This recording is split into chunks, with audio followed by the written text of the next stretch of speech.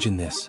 You're late for class, your homework's missing, your teacher's a battle mage, and instead of detention, you're sent into a monster-infested dungeon armed with a broom and way too much optimism. Welcome to Class of Heroes 3 Remaster. Hey everyone, welcome back to the channel. Today we're diving into one of the quirkiest, most charming dungeon crawlers to crawl its way back onto modern consoles. Class of Heroes 3, Remastered and Reunited, developed by Acquire and published by Clouded Leopard Entertainment. Yep, the same Acquire that brought us Tenchu, Way of the Samurai, and Akiba's Trip. These devs know how to mix humor, chaos, and deep mechanics in a way that shouldn't work, but totally does. So what is Class of Heroes 3 Remaster? Picture a classic Japanese RPG meets Hogwarts meets a group project gone completely off the rails.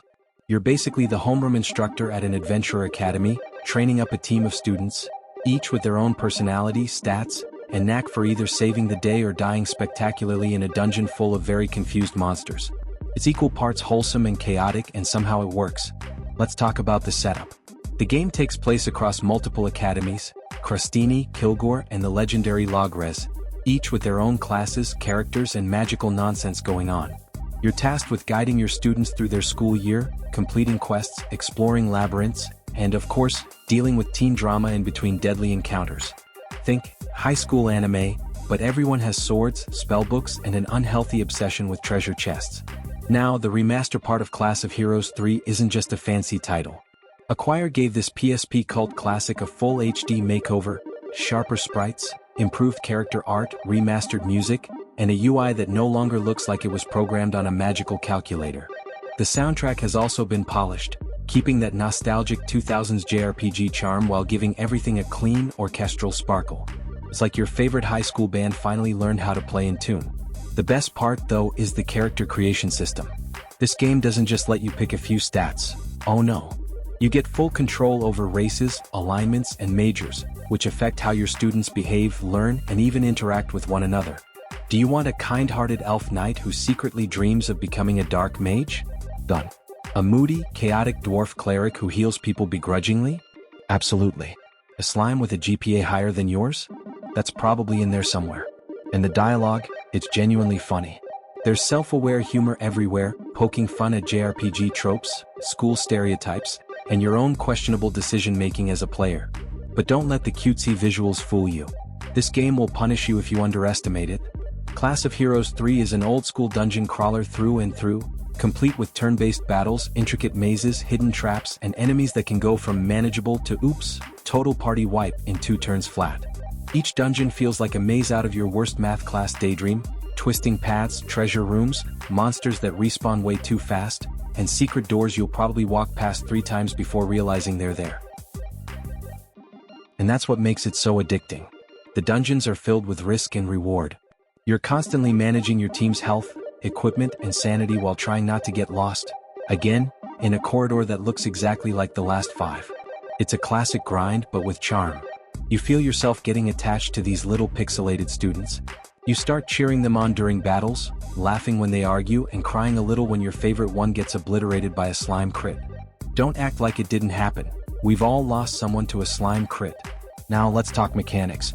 You've got first-person exploration, classic grid-based movement, and random encounters that trigger faster than an impatient teacher taking attendance. The combat is pure turn-based strategy. You assign commands, mix spells, and hope your mage doesn't decide to cast Fireball on the wrong target. But the fun is in the depth.